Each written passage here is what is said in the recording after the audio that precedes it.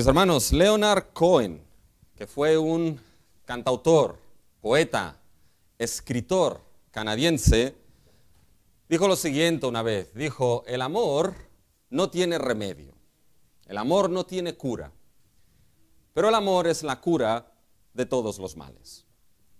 Y en cierta manera, mis hermanos, Leonard Cohen en ciertos aspectos no estaba tan lejos de lo que es la enseñanza bíblica.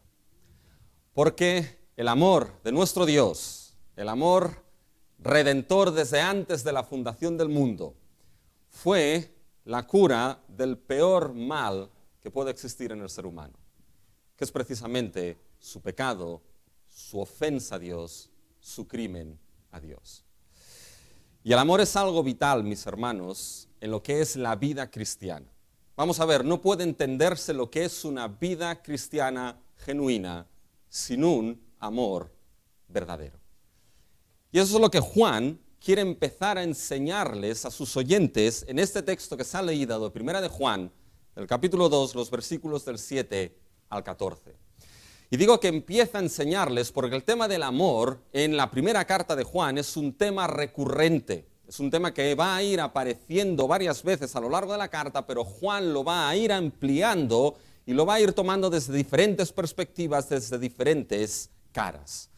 Pero fíjense que cuando vamos a este texto que se ha leído de 1 de Juan, capítulo 2, del 7 al 14, nos damos cuenta de que Juan nos presenta un mandamiento. Y nos presenta el mandamiento del amor, mis hermanos. Y bajo este tema hay tres cosas que podemos destacar en lo que es este texto. Primero es que el mandamiento del amor resume nuestra obediencia a Dios. Segundo es que el mandamiento del amor es la prueba que nos muestra dos realidades distintas. Y tercero es que el mandamiento del amor nos es escrito como iglesia de Cristo. Vamos a considerar lo que son esos tres puntos. Primero, el mandamiento del amor resume. Es el resumen de nuestra obediencia a Dios. Y veremos, mis hermanos, que en este mandamiento del amor, lo vamos a ver, fíjense que el apóstol Juan lo presenta de una manera un tanto extraña, mis hermanos. Porque nos va a presentar el mandamiento diciéndonos que es antiguo y que es nuevo al mismo tiempo. De tal manera que he estado tentado a titular este mensaje como el mandamiento vintage, mis hermanos. Mandamiento que es antiguo, pero que también sirve como algo nuevo, mis hermanos. Fíjense en el versículo 7. Hermanos, no os escribo mandamiento nuevo, sino el mandamiento antiguo. Pero fijaros ahora en el versículo 8. Sin embargo, os escribo un mandamiento nuevo. Por tanto, ese mandamiento antiguo y nuevo al mismo tiempo, mis hermanos, es el mandamiento que va a resumir nuestra obediencia a Dios. Y ante esto aquí surgen tres preguntas, mis hermanos, en este primer punto. La primera pregunta es: ¿cuál es el mandamiento antiguo y nuevo? Y la respuesta es que el mandamiento antiguo y nuevo es amar a nuestros hermanos en Cristo. Fíjense que aquí el mandamiento del amor no va a ser cualquier mandamiento, mis hermanos. El mandamiento del amor va a ser que amemos a aquellos que son nuestros hermanos y hermanas de la fe en Cristo Jesús. Y esto puede verse de manera muy clara cuando llegamos al versículo 10 de este mismo capítulo. Fíjense, el que ama a su hermano. Ese mandamiento de amar al hermano en Cristo Jesús, mis hermanos, va a ser el mandamiento que para Juan resume lo que es nuestra obediencia a Dios. Ahora bien, para poder captar esto, es necesario que entendamos de dónde venimos en el argumento del apóstol Juan.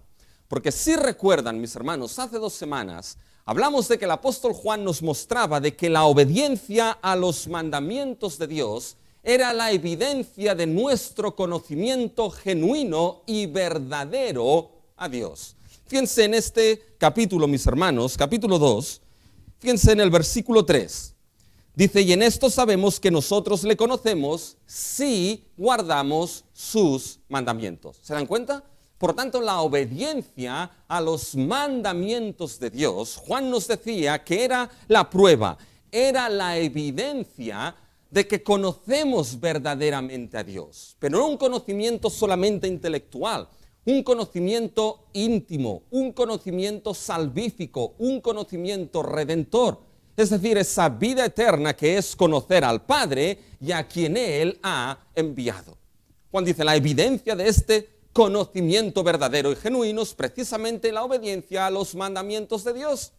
Y fíjense que esta obediencia, Juan va a determinar de que no era una obediencia por obligación, no era una obediencia por legalismo, sino que era una obediencia que venía dada por amor. Fíjense, mis hermanos, en el versículo 4, el que dice, yo le conozco y no guarda sus mandamientos, el tal es mentiroso y la verdad no está en él. Pero el que guarda su palabra, en este verdaderamente el amor de Dios se ha perfeccionado. ¿Se dan cuenta? Mis hermanos, lo que era la obediencia a los mandamientos de Dios venía de nuestro amor hacia Dios. Y este amor hacia Dios, mis hermanos, se expresaba en obediencia a los mandamientos de Dios, que era evidencia de que verdaderamente y salvíficamente conocemos a ese Dios que nos ha amado y nos sigue amando, mis hermanos. Es que Dios no obliga nunca a nadie a obedecer sus mandamientos. No obliga, ¿por qué? No obliga porque es Dios mismo quien ha dado un corazón de piedra en carne para amarle y para obedecer sus mandamientos. Por tanto, fíjense, mis hermanos, que aquí Juan nos mostraba esto, que la obediencia surge del amor y esa obediencia es muestra de que conocemos, mis hermanos, verdaderamente a Dios. Como Jesús dice, no todo el que me dice Señor, Señor, entrará ¿dónde? En el reino de los cielos, sino aquel que hace la voluntad de mi Padre que está en los cielos. Ahora bien, si aquí, mis hermanos, a Juan le preguntásemos, Juan, ¿pero hay algún mandamiento concreto que resume, que encapsula, que condensa esa obediencia a Dios que es evidencia de nuestro conocimiento verdadero de Dios? ¿Hay algún mandamiento concreto? Juan respondería, sí, lo hay. Y su respuesta sería precisamente el texto que se ha leído, mis hermanos. Dice, hay un mandamiento que resume esa obediencia a Dios que es evidencia de que verdaderamente le conocéis.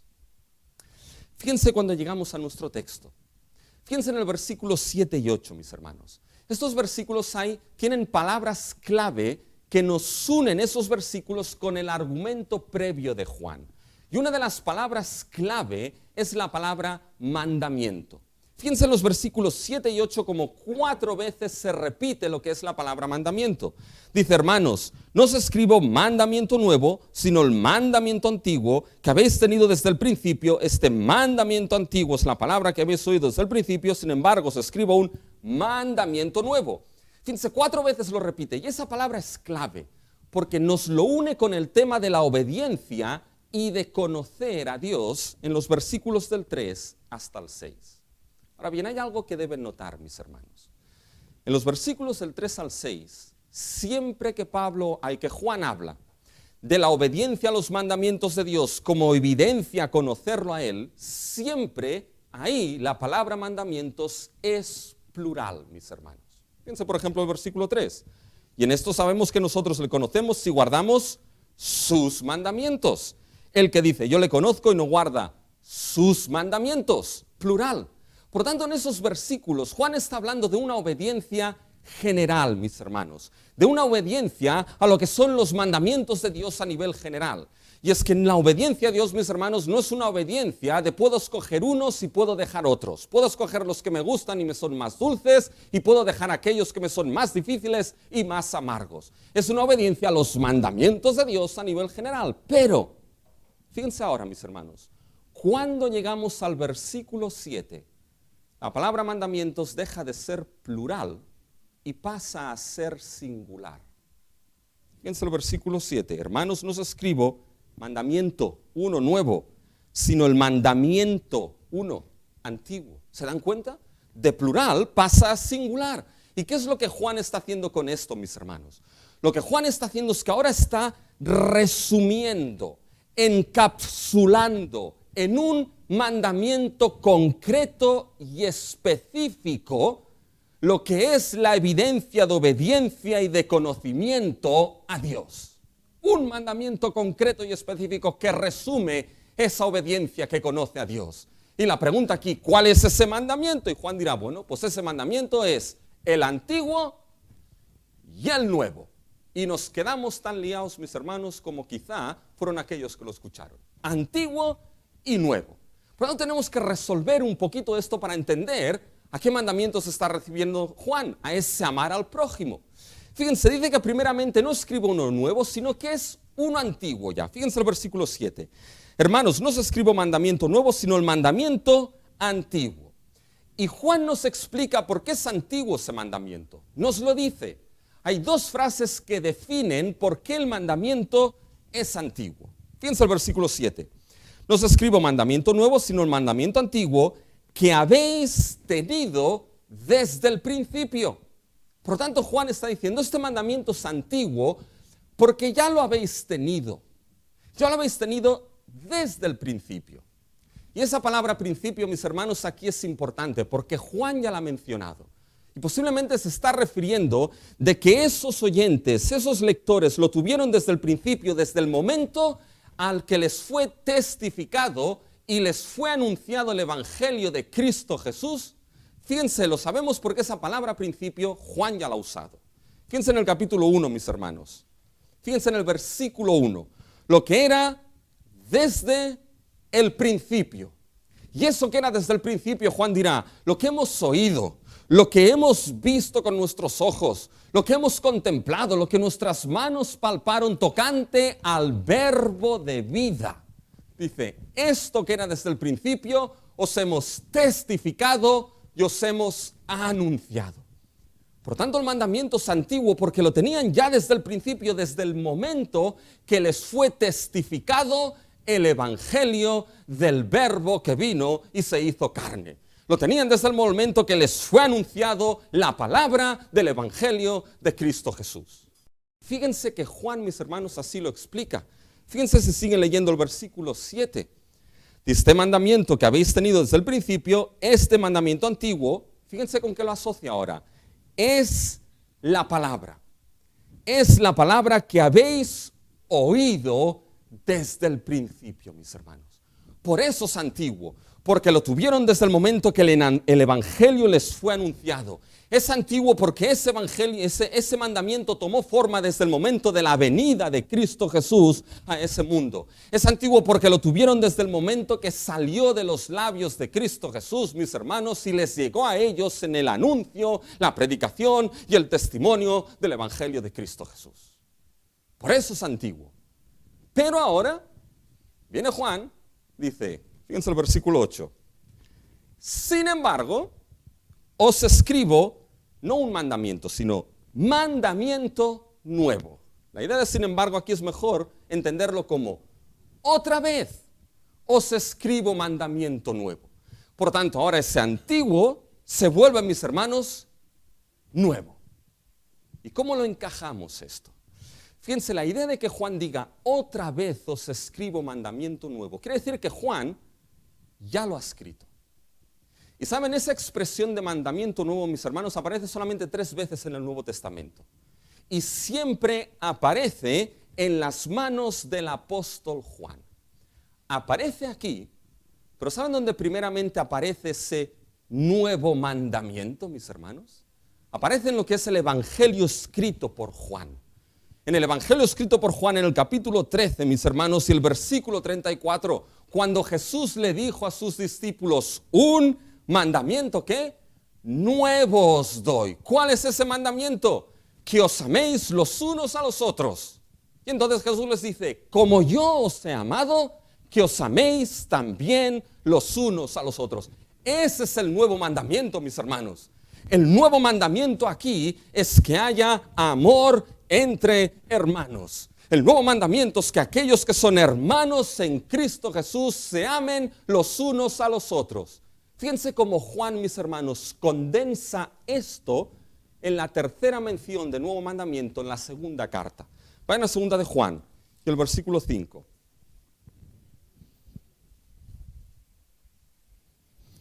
Y ahora te ruego, señora, no como escribiéndote un mandamiento, sino el que hemos tenido desde el principio. ¿Cuál es este? Bueno, el nuevo, que nos amemos unos a otros.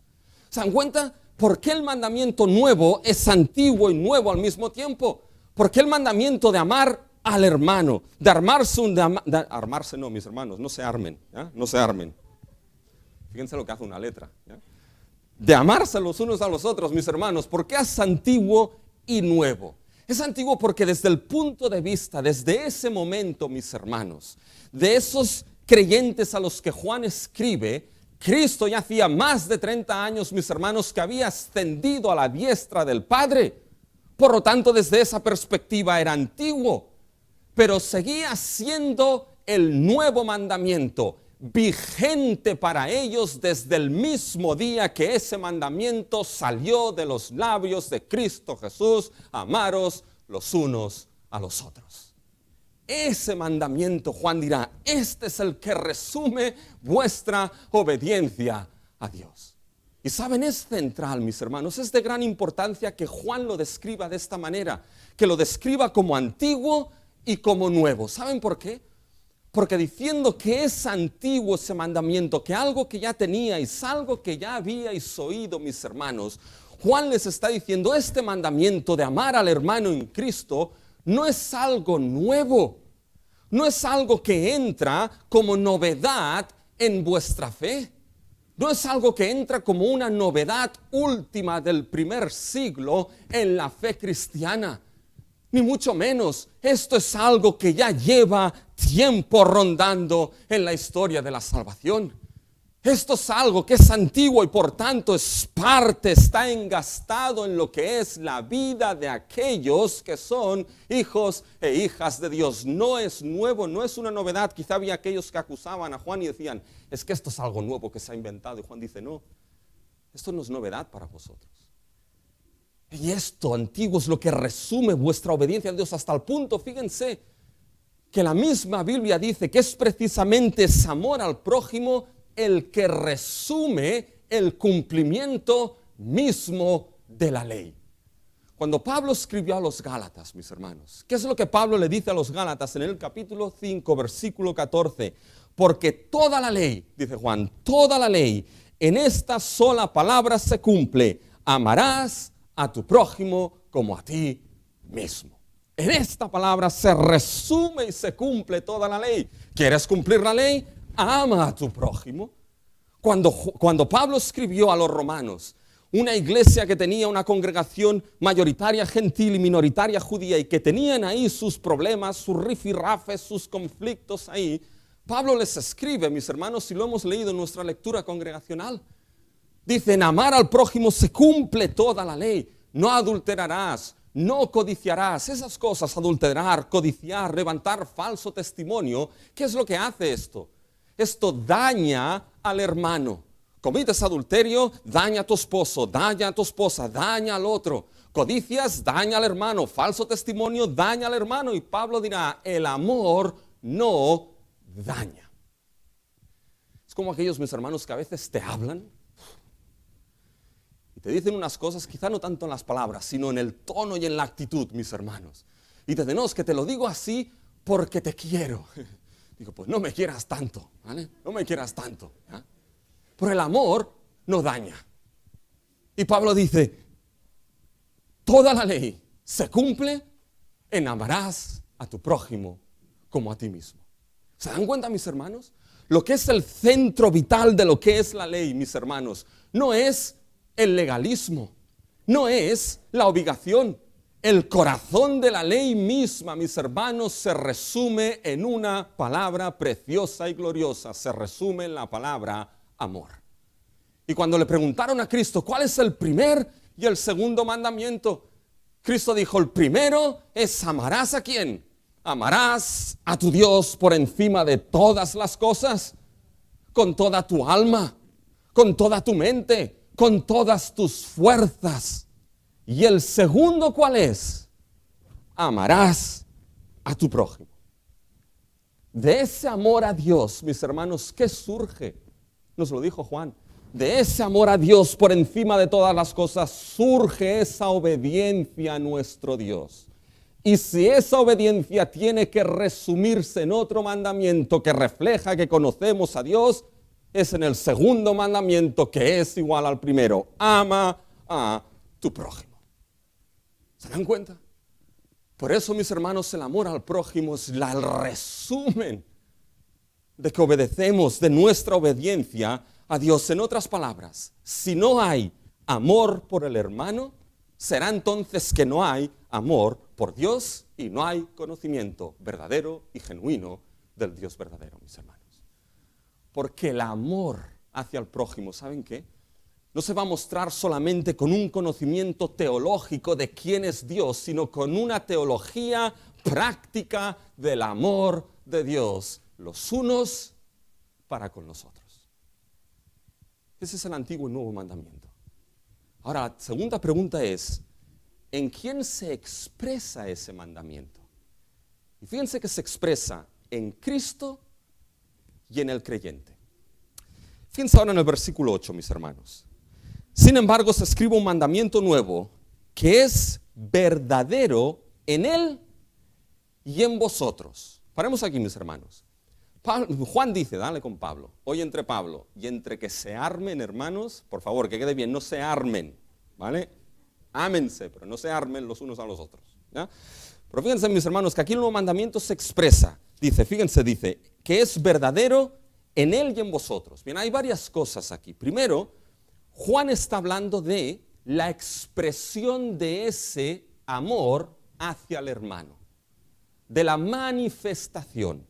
Cuando aquí Juan está diciendo que es verdadero en Él y en vosotros, se refiere a cómo, en quién se expresa y se manifiesta.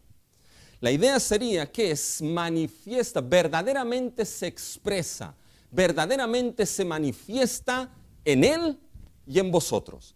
Fíjense cómo la Nueva Versión Internacional, si la tienen, ¿ya? Ahí en Google o donde sea, ¿ya? Fíjense que la Nueva Versión Internacional lo traduce de la siguiente manera esto. Dice: por otra parte, lo que os escribo es un mandamiento nuevo, cuya verdad se manifiesta tanto en la vida de Cristo como en la vuestra. Es más una paráfrasis, pero toma el significado, mis hermanos, de lo que Juan está diciendo. Ese nuevo mandamiento se expresa verdaderamente en Él y en vosotros. Por tanto, fíjense que la expresión de amar al prójimo, de amar al hermano, se da primero en Él. Y ese orden es importante, mis hermanos. Se da primeramente en Cristo. Por tanto, fíjense que la primera expresión verdadera de ese amor hacia el hermano se expresa y se encontró primeramente, mis hermanos, ¿en quién? Se encontró primeramente en Cristo Jesús. Y es que el amor por naturaleza es algo que se expresa, mis hermanos. El amor siempre tiene un objeto sobre el cual se expresa, un objeto para ser amado. Uno puede amarse a sí mismo, amar al esposo, a la esposa, a los hijos, a los padres, a los nietos. Se expresa, mis hermanos. Y fíjense que aquí Juan está diciendo la primera expresión, en el primero que fue visto ese amor al hermano, fue en Cristo. El amor, como he dicho, se expresa, mis hermanos. Y en el seno mismo de la Trinidad se expresaba un Dios que en sí mismo es amor, mis hermanos. Ese amor se expresaba ¿de qué manera? Se expresaba entre el Padre, el Hijo y el Espíritu. Un amor perfecto en el seno mismo de la Trinidad. Pero ese amor, mis hermanos, no quedó allí. Ese amor no quedó expresado en el velo de la Trinidad, en el seno mismo de la Trinidad. Quedó, mis hermanos, rebosó. ¿De qué manera? Rebosó y fue manifestado, mis hermanos, en el momento en que Dios Padre amó al mundo y dio a su Hijo por ese mundo perdido. Se expresó de una manera gloriosa, mis hermanos, en el momento en que el eterno Hijo de Dios se encarnó. Y vimos esa expresión, mis hermanos, del perfecto amor encarnado en la persona de nuestro Señor Jesucristo.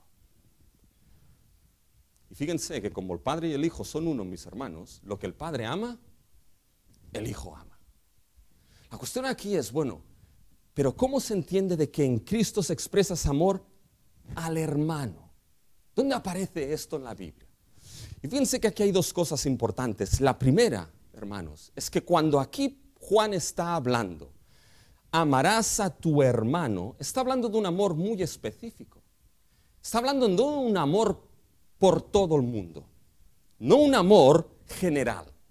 Está hablando de un amor específico, de aquellos que podríamos decir que son los nuestros, déjenme decirlo así. Es decir, aquellos que forman parte de la familia de la fe en Cristo Jesús.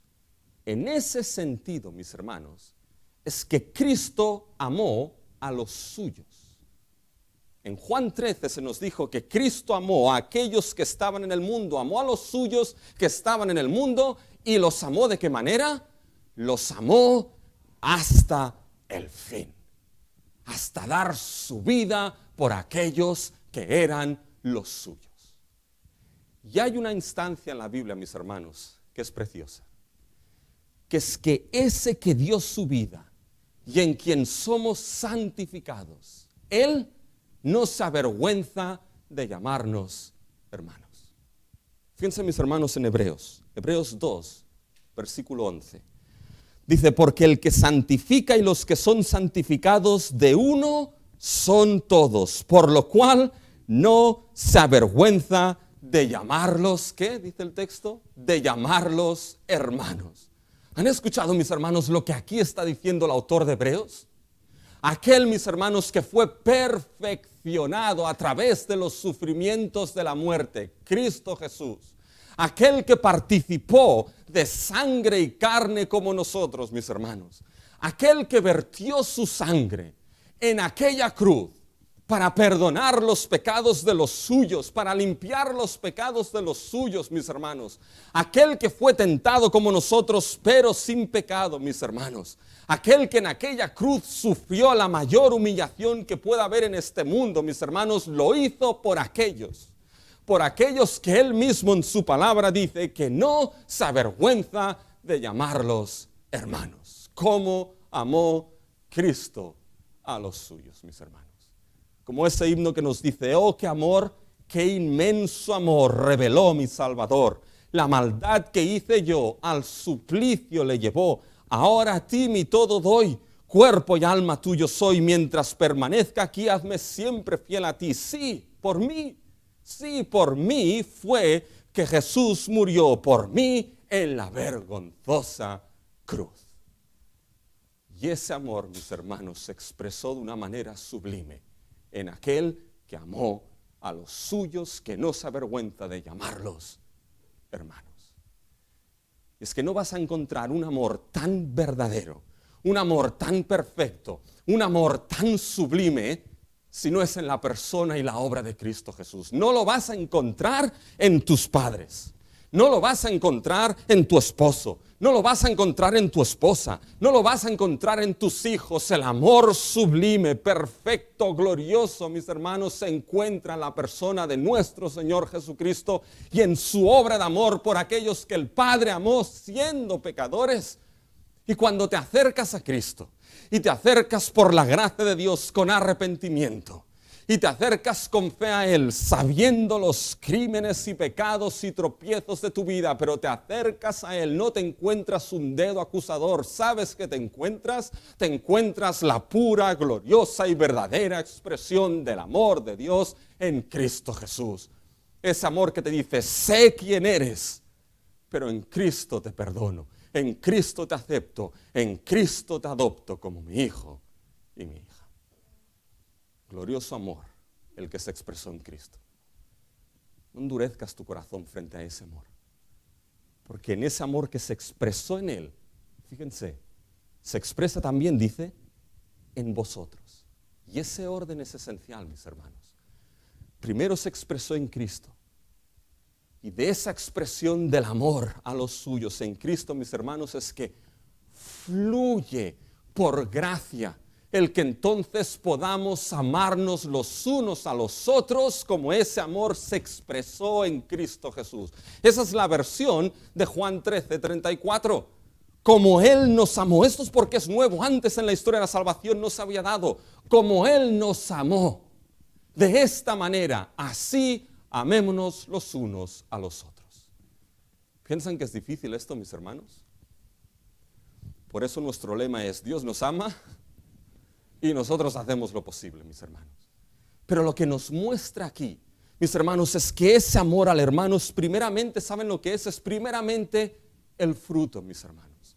El fruto de la obra del Evangelio de Cristo Jesús en nuestra vida. Ese amor no es primeramente el esfuerzo del creyente, sino el fruto de Cristo y de su obra, de su Evangelio en nuestra vida. ¿Y saben lo que me gusta en cómo Juan lo pone aquí? Dice, verdaderamente se expresó en él, en Cristo, y en vosotros. Juan no duda que ese amor se encuentre en aquellos creyentes, mis hermanos. También se expresó en vosotros si sois creyentes, si conocéis a Dios por pura gracia, si habéis sido redimidos. Este amor se encuentra, no por vuestros esfuerzos, sino por la obra de Cristo en vosotros, se encuentra en vosotros. Y eso es esencial, ¿saben por qué? Porque entonces eso quiere decir, mis hermanos, que es por pura gracia que podemos amarnos los unos a los otros, que es parte de la santificación de Dios en nosotros. Y cuando llega el momento, mis hermanos, de que uno no sabe qué hacer con el hermano que tiene al lado, ¿lo amo o no lo amo? ¿Me va a costar o no me va a costar? Puede costar a veces, mis hermanos, hacemos lo posible. Pero si en Él se expresó y en nosotros también, la cuestión es que podemos amarnos los unos a los otros, porque ese amor se expresa en nosotros por la pura gracia de Dios. Eso lleva a la tercera pregunta. ¿Por qué se expresa entonces en nosotros, en el creyente? Por una simple razón, por la venida de Cristo. Fíjense cómo lo explica, mis hermanos, Juan al final del versículo 8. Se expresó en Él y en vosotros, y fíjense ahora, porque las tinieblas van pasando y la luz verdadera ya alumbra. Fíjense, si le preguntan a la Biblia, mis hermanos, la Biblia responde, ¿por qué se expresó verdaderamente en Él y en vosotros? Razón, la Biblia responde, ¿por qué? Esa es la respuesta. Porque las tinieblas van pasando y la luz verdadera ya alumbra. Esa es la razón por la cual se manifestó en Cristo y se manifiesta en todo creyente. Porque las tinieblas pasan y la luz ya alumbra. Y aquí Juan está tomando un tema característico de los suyos, mis hermanos. Tinieblas y luz, luz y tinieblas. Ya ha usado ese tema cuando nos ha dicho de que Dios es luz y todo aquel que está en la luz obedece, mis hermanos. Ahora bien, aquí hay un detalle. Juan va un poquito más allá. Porque si se dan cuenta, mis hermanos, aquí nos muestra un proceso. Hay un proceso aquí. ¿Cuál es el proceso? Que las tinieblas, ¿qué nos dice? Van pasando, van saliendo de la escena de la historia. ¿Y por qué van saliendo? Porque la luz ya alumbra, mis hermanos. Ahora, esas tinieblas, ¿qué son? Bueno, Juan utiliza la palabra tinieblas en su carta 7 veces. Y se refiere a dos cosas. O se refiere, mis hermanos, primeramente a lo que es un comportamiento de pecado, o se refiere a lo que es el reino, el lugar donde reina y gobierna el pecado. Es decir, paralelo a esto, sinónimo a esto sería el mundo. Fíjense en este mismo capítulo 2, mis hermanos, en el versículo 17, cuando refiriéndose al mundo utiliza el mismo lenguaje para las tinieblas. Y el mundo pasa, ¿se dan cuenta? El mundo pasa, el mundo va pasando como las tinieblas van pasando. Por tanto, esas tinieblas se refiere a que este mundo, mis hermanos, este mundo donde reina y gobierna el pecado, un mundo caído y hundido en el pecado, Juan dice, este mundo va pasando porque la luz ya alumbra. Bien, ¿de dónde viene esto? Bueno, podríamos sacarlo de Génesis, cuando Dios dijo, sea la luz. Pero sobre todo viene del prólogo de Juan en su evangelio, mis hermanos. En ese evangelio cuando dijo que la luz verdadera vino a este mundo, que es Cristo, y las tinieblas, ¿qué? Las tinieblas no prevalecieron contra ella. Por tanto, aquí la luz que ya alumbra, mis hermanos, ¿se refiere a qué? Se refiere a la venida de Cristo Jesús. Esa es la luz verdadera que ya alumbra. Y cuando Cristo vino, mis hermanos, el mundo y sus tinieblas empezaron a salir fuera de la historia. Bien, ¿qué es esto? Mis hermanos, esto es algo que deben conocer. Esto es un esquema que deben tener en sus mentes. Y el esquema, mis hermanos, es que en la historia bíblica lo que nos damos cuenta es que cuando Cristo vino, llegó algo. Llegó, mis hermanos, lo que es la nueva creación. Cuando Cristo vino, lo que se inauguró en este mundo es la realidad de los nuevos cielos y de la nueva tierra. Cuando Cristo vino a este mundo, lo que se inauguró es la vida eterna, que será la vida que gozaremos en los nuevos cielos y en la nueva tierra. Cuando Cristo vino, se inauguró el reino de los cielos, la nueva creación. Y cuando Cristo, la verdadera luz, irrumpió, ese aroma de la nueva creación se hizo presente y el mundo caído empezó a pasar hasta que Cristo vuelva y eso sea un recuerdo, mis hermanos, de lo que es el pasado. Por tanto, con ese esquema, ¿por qué entonces ese mandamiento se muestra en Cristo y en el creyente? Por la venida de Cristo, porque por esa venida, mis hermanos, todo creyente sin excepción, por la gracia de Dios, ¿saben qué? Ha sido sacado de este mundo de tinieblas, ha sido sacado de este reino dominado por el pecado y ha sido hecho una nueva creación en Cristo Jesús. Ha sido llevado a formar parte de un reino que es un reino de justicia y amor. Ha sido llevado a formar parte, mis hermanos, de una nueva creación, nuevos cielos, nueva tierra, que se caracterizan, mis hermanos, por el amor los unos con los otros. Por eso se manifiesta, mis hermanos, en los creyentes. Por eso fíjense, mis hermanos, que el amarse los unos a los otros, ¿saben qué? No es algo de este mundo. No es, mis hermanos, algo que está en la tendencia natural de un ser humano caído. Están aquellos que han sido redimidos, que el fruto del Espíritu se da en ellos y que han sido llevados por la gracia de Dios a su reino admirable. Por eso Cristo puede decir, así conocerán que vosotros sois, ¿qué? ¿Discípulos de este mundo? No, que vosotros sois mis discípulos. Por tanto, mis hermanos, si la verdadera luz de Cristo ya alumbra, y la luz de Cristo ya alumbra, mis hermanos, el amor los unos con los otros debe alumbrar entre nosotros. Porque ese es el resumen de nuestra obediencia a Dios. Segundo punto, son más cortos, y es que el mandamiento del amor, mis hermanos, es una prueba. Es la prueba que nos muestra dos realidades distintas. Y fíjense, esa prueba cómo se presenta, mis hermanos, en el texto. Se presenta con una comparación entre amor y odio. Así es como nos va a presentar esta prueba, mis hermanos.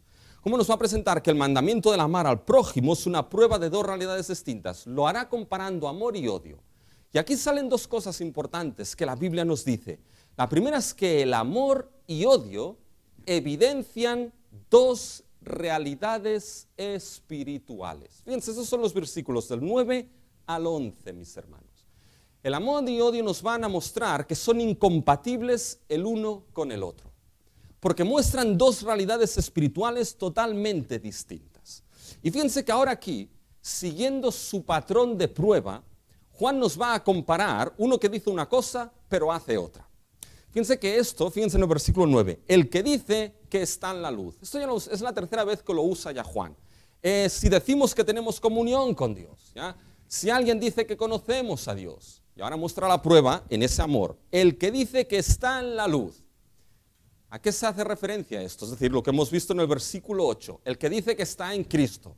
El que dice, mis hermanos, que forma parte de ese reino de nueva creación, ¿ya? El que dice que está en esa esfera, mis hermanos, y, fíjense, aborrece a su hermano. El término ahí, aborrecer, es fuerte, porque no dice aborrecer, dice el que odia a su hermano. Es decir, el que dice que está en ese reino de nueva creación por la gracia de Dios en Cristo, pero hay un continuo odio hacia su hermano. ¿Qué es lo que dice aquí Juan? Está todavía en tinieblas. ¿Se dan cuenta? Todavía está en ese mundo y reino dominado por el pecado. Y mis hermanos, cuando aquí Juan dice el que aborrece o odia a su hermano, es un odio continuo, ¿vale? No se refiere, mis hermanos, a uno que en algún momento puede rasgarse las vestiduras y decir, ¿qué hago? A ver, siempre es malo odiar al hermano o a la hermana. sea puntual o sea continuo, mis hermanos. Pero aquí no se refiere al hecho de que alguien tiene algún problema con el hermano y entonces no se le tira la yugular para morderlo, pero entonces se va a casa y sigue pensando en esa conversación y en ese problema, y sigue pensando. Y cuanto más piensa, entra en una diatriba personal y en una conversación con uno mismo. Y en esa conversación, ¿qué pasa? Que uno siempre gana, ahí siempre ganamos. ¿Ya? Uno siempre gana y entra en ese, y al final, en todo ese rollo, solamente hay dos salidas. O uno, por la gracia de Dios, lo deja estar, o uno, mis hermanos, se enfurece más con lo que es el hermano. No se refiere a esto. Se refiere, mis hermanos, a lo que es un odio continuo y constante al hermano. Dice, en ese sentido, el que tiene ese patrón de conducta, por mucho que diga que está en la luz, está todavía en tinieblas. Por el contrario, fíjense, eso es fácil de entender, versículo 10. El que ama a su hermano permanece en la luz. ¿Se dan cuenta de lo que Juan aquí está diciendo?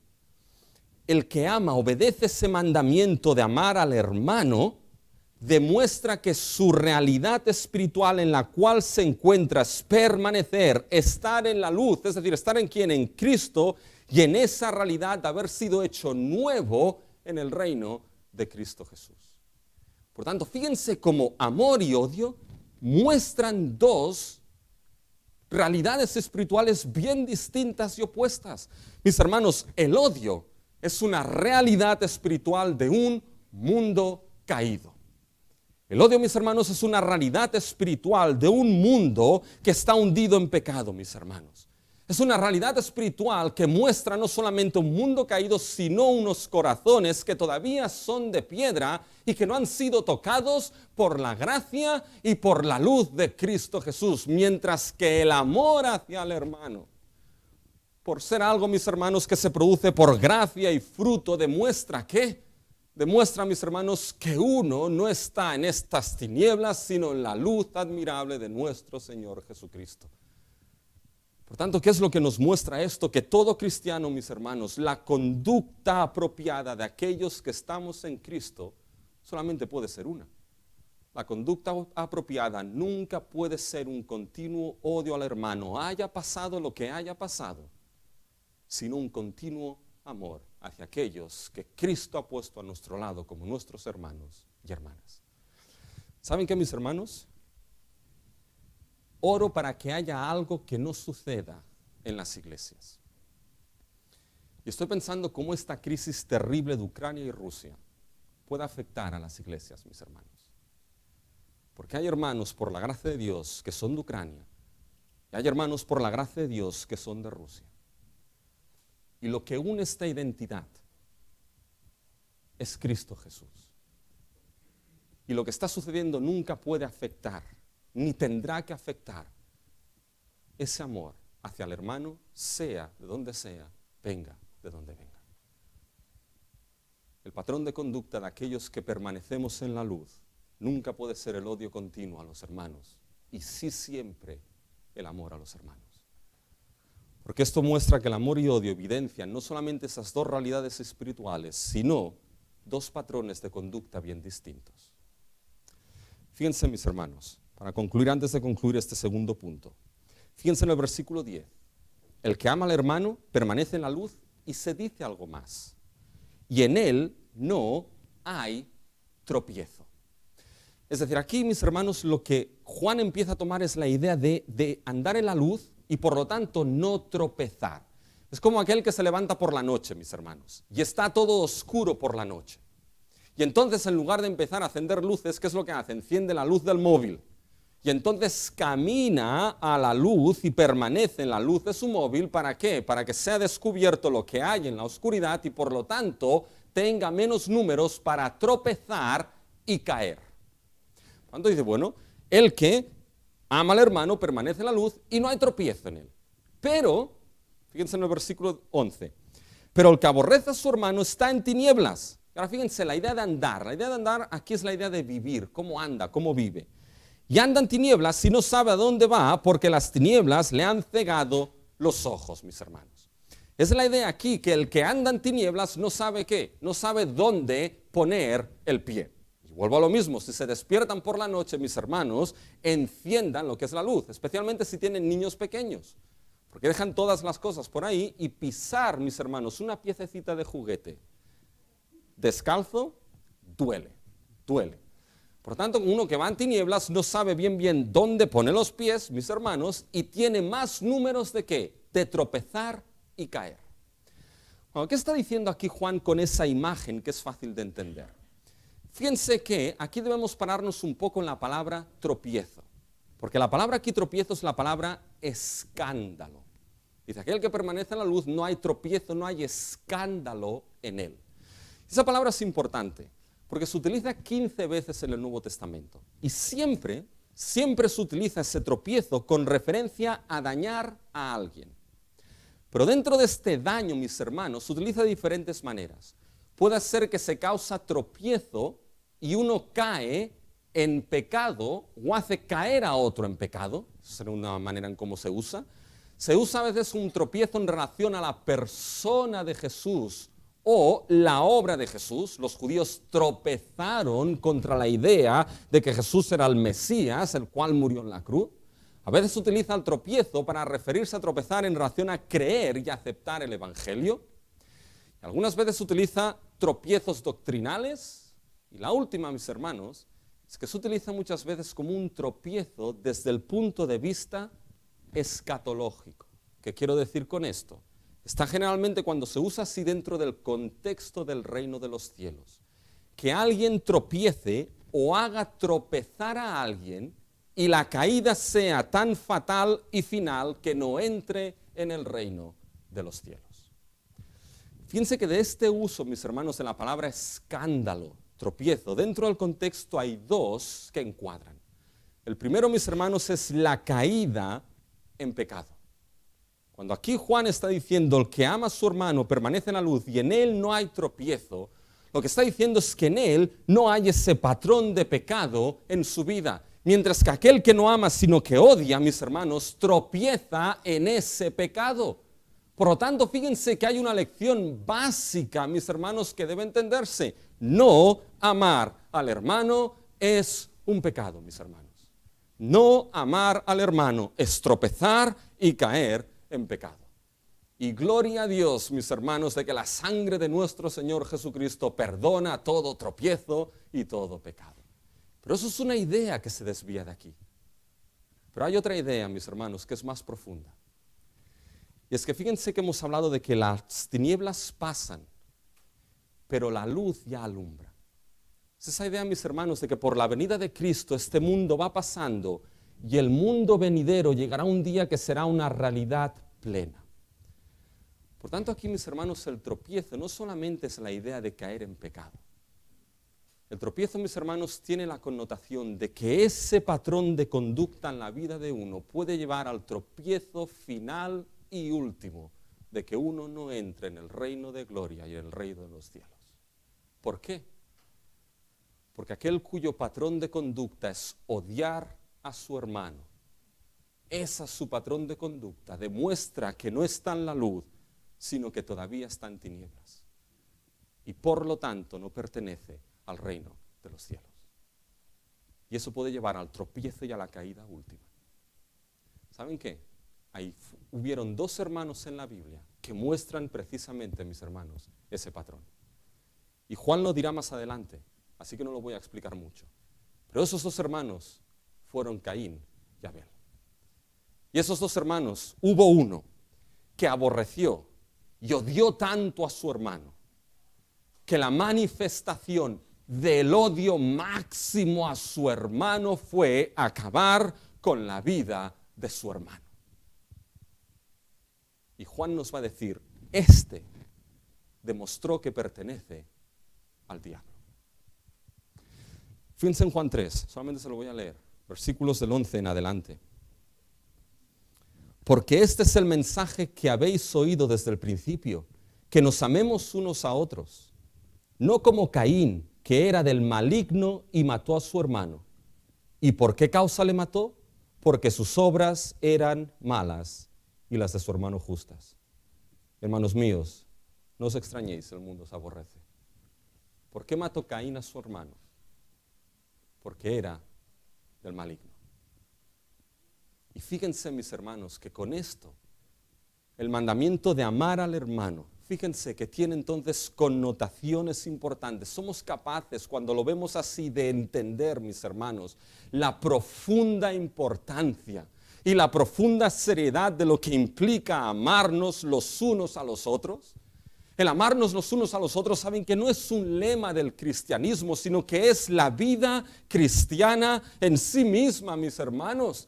El amarse los unos a los otros no es solamente un lema para repetir los domingos congregacionalmente. Dios nos ama y nosotros hacemos lo posible. El amarnos los unos a los otros es una realidad de lo que Cristo ha hecho en nosotros y que tendrá en cierta manera consecuencias eternas, mis hermanos. Amor y odio presentan una prueba. ¿Y saben qué? Mis hermanos, como el apóstol Juan aquí, tengo la sublime certeza de que ese amor, mis hermanos, los unos por los otros se expresa y se manifiesta en los que aquí estamos. No solamente porque como pastor lo he visto, sino porque, mis hermanos, Cristo y su gracia ha obrado y sigue obrando en nosotros. Y no tengo ninguna duda de que este amor se expresa, pero la prueba está aquí servida. Y la pregunta es, ¿amamos a nuestros hermanos en Cristo Jesús? La pregunta es, ¿somos capaces de hacer prevalecer el amor y el perdón por encima de las ofensas en nuestra vida? ¿Somos capaces, mis hermanos, de amar al hermano y hermana en Cristo por encima de nuestros juicios y opiniones personales? Porque el amor nos muestra, mis hermanos, ese mandamiento, esa prueba de dos realidades distintas. Y lo último es que este mandamiento de amor nos es escrito como iglesia de Cristo. Y nos es escrito para toda la iglesia de los redimidos. Para toda. Fíjense, estos de los versículos del 12 al 14. Y aquí, mis hermanos, hay un esquema que no les puedo explicar, ¿ya? Pero básicamente, en cómo esos versículos están organizados, es que Juan escribe a la iglesia en general, a esa congregación, y después define dos grupos concretos, ¿ya? Y se dan cuenta, esos versículos del 12 al 14 son muy repetitivos. Pero fíjense el versículo 12. Os escribo a vosotros, hijitos. Paren aquí. Vayan al final del versículo 13, al final. Os escribo a vosotros, hijitos. Fíjense que algunos han interpretado esta idea de hijitos como de niños. Pero, mis hermanos, esta designación de hijitos es algo que Juan utiliza en su carta una y otra vez. Y lo hace para referirse a esos creyentes. Les llama amados, les llama hijitos una y otra vez. Por lo tanto, es muy probable que aquí se esté refiriendo a todo lo que es esa congregación que está escribiendo. Les dice, os escribo a vosotros, hijitos, en el 12, porque vuestros pecados han sido perdonados por su nombre. Está escribiendo a aquellos, mis hermanos, que en su vida ha pasado algo sorprendente, ha pasado algo glorioso, que sus pecados han sido plenamente perdonados y borrados por lo que Dios ha hecho en el nombre de nuestro Señor Jesucristo. Si ha habido tropiezo en la vida de uno, eso ha sido perdonado por lo que Dios ha hecho en Cristo Jesús. Estos son, fíjense en el versículo 13, os escribo a vosotros, hijitos, porque habéis conocido al Padre. Solamente se conoce a Dios como Padre por medio de la salvación en aquel que es su Hijo, nuestro Señor Jesucristo. Y aquí hay algo que debes entender. A nivel general debes entender una cosa. A nivel general debes entender que solamente hay perdón de pecados en Cristo Jesús. Debes entender que el único lugar, el único ser en el cual Dios ha establecido para el perdón de pecados es en la persona de nuestro Señor Jesucristo.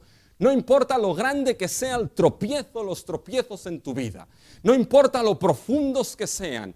No importa lo malos que hayan podido ser. Dios perdona en Cristo Jesús. Porque no hay otro nombre dado a los hombres en el cual hay salvación que no sea el nombre de Cristo.